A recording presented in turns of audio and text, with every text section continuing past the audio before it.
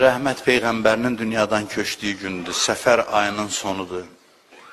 Biz 60 gün əza saxladıq, çünki elə Peyğəmbərə ağlayırdıq biz. Hər zərbə Hüseynə dəyirdəsində Peyğəmbərə dəyirdi, onu görən lazım. Hər ya Hüseynin arxasında ya Rəsulallah dayanırdı. Sən deyirsən, niyə Peyğəmbərə ağlamırsınız? Biz 60 gün elə Peyğəmbərə ağladıq, sənin xəbərin olmadı. Hüseyn Peyğəmbərin qabağında özünü sipər eləmişdi.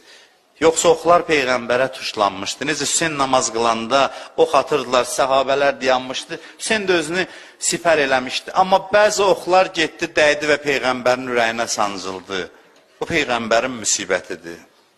60 gün İmam Hüseyn bizi Peyğəmbərlə tanış eləyirdi ki, tanış olaq. Onun qəribliyini başa düşək. Kim var idi başının üstündə? Əli, Fatimə, Həsən, Hüseyn.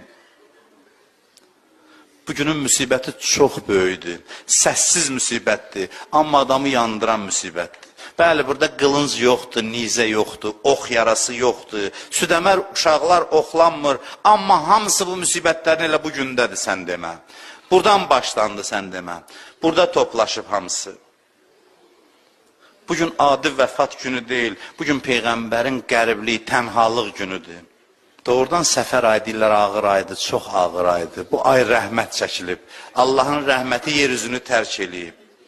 O elə bir nurdur ki, ona bir dəfə qismət oldu, o yerə gəlsin. Biz onu görməmişik, o dövrdə yaşamadıq. Bu ümidlə yaşayaq ki, qiyamət gün onu bizə göstərsinlər ki, budur rəhmət Peyğəmbəri.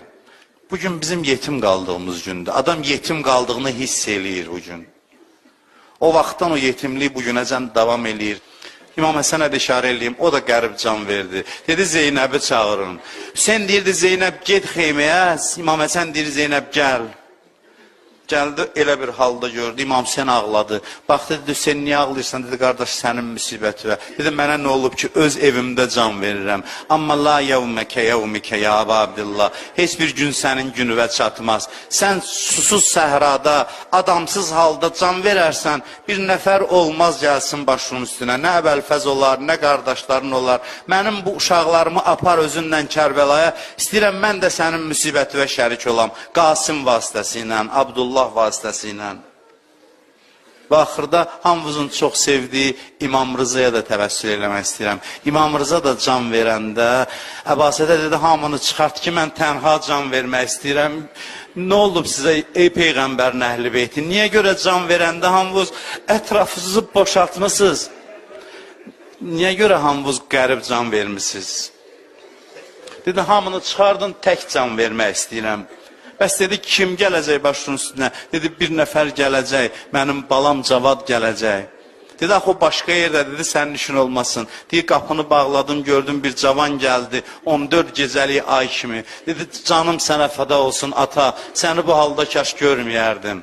Gəldi, deyib, başın dizinin üstünə aldı. İmam Rızanın başı oğlunun diz üstə can verdi. Amma bir ata da var, Aşura günü Kərbəlada gəldi oğlunun başının üstünə. Gəldi üzün qoydu oğlunun üzünə, dedi, və aləd dünya bə'dəkəl əfa. Əli Əkbər, oğlum səndən sonra kül olsun dünyanın başına. Əla lənətullah ələl.